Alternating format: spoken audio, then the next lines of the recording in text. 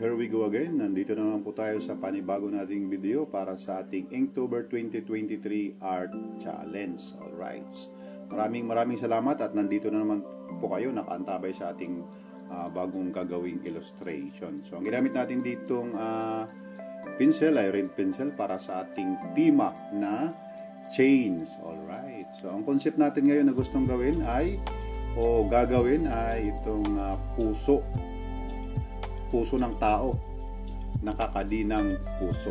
Alright, so ano kaya ang ibig sabihin ng ating illustration ngayon, guys? Sa palagay nyo, ano yung pag-interpret ng ating chain of hearts? Alright, so para sa akin itong ating chain of hearts ay may dalawa tayong pwedeng ma-portray na ibig sabihin.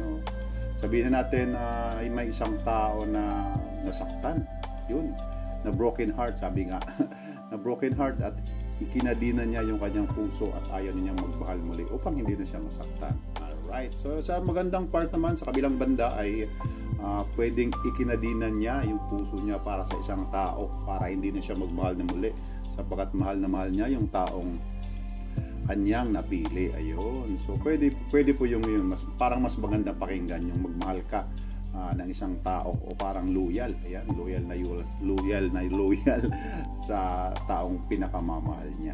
Ayun, so chain of hearts. Ayan, so nakakadina. At kailangan nating hanapin yung susi. Kailangan ba nating i-drawing yung susi ng kandadong ito? Alright, so maraming salamat ulit. Sana nagustuhan nyo yung ating bagong concept sa ating illustration ngayon sa ating pen and ink. Alright. So sa mga kapwa natin artist, shout out, and then sana patuloy pa rin tayong mag-drawing sa ating challenge, at medyo malapit na tayong matapos. Nasa ika-21 araw na tayo ng buwan ng Oktubre. Alright, so maraming salamat ulit sa mga kapwa natin artist na hindi sumusuko sa kanilang challenge.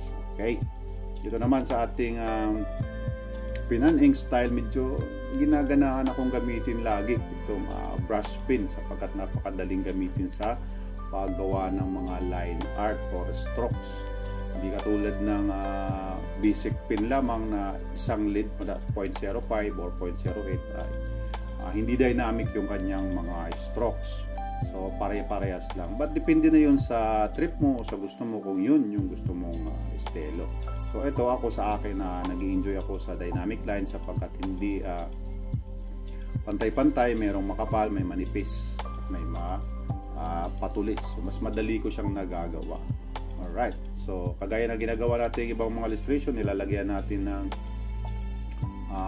makapal na strokes sa gilid upang mas ma-emphasize natin yung ating ginawang illustration, o kaya yung ating pinaka-main na character or pinaka-main na part ng ating illustration upang ma-highlights niya ang ating kadinang puso. Okay, so pagkatapos nating mag-inking, sabihin natin ito yung ating pinaka-phase 1, kailangan natin burahin yung mga lapis o mga sketches na natitira para mas malinis tingnan yung ating artwork.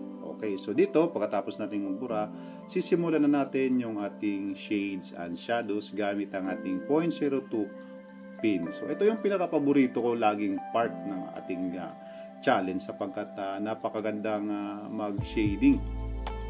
Dito ako nag-i-enjoy the most sa ating shading, sa pag-hatching, cross-hatching.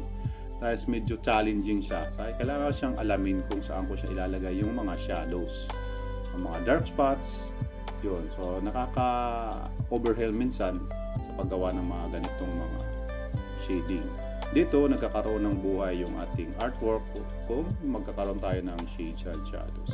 Kung wala tayong ganito o hindi natin lalagyan, parang flat tingnan yung ating illustration. So mas maganda talaga maglagay tayo ng mga shades and shadows gamit yung hatching, ang cross hatching. Sapagkat wala naman tayong gagamitin ibang kulay, tanging pen and ink lamang. So mostly ito yung ating magiging mga magbibigay ng buhay sa ating artwork. Alright, so sa pamamagitan ng iba't ibang stroke, magkakaroon tayo ng variation ng mga shades and shadows.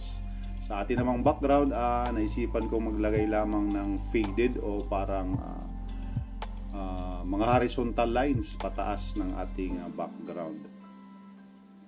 mas madali, mas masimple. Okay? So, isa ito sa pinakamabilis nating nagawang illustration sa ating Inktober Challenge, kagaya ng nagawa nating Frost.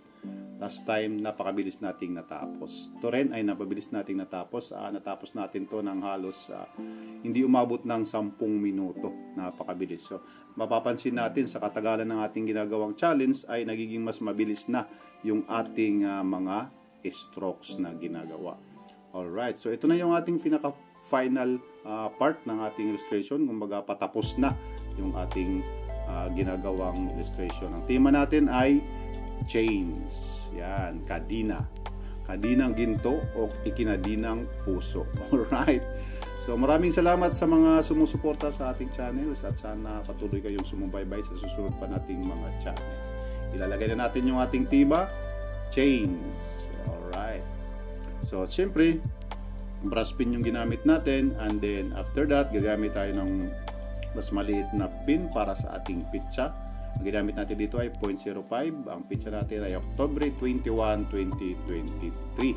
Alright. At syempre, huwag kalimutan natin yung ating lagda o perma. Pangpatunay na tayo yung gumawa ng ating drawing. Alright. So maraming salamat sa mga sumuporta at sa mga hindi ka pa nakapag-subscribe, ay mag-subscribe na po kayo. And see you on the next challenge.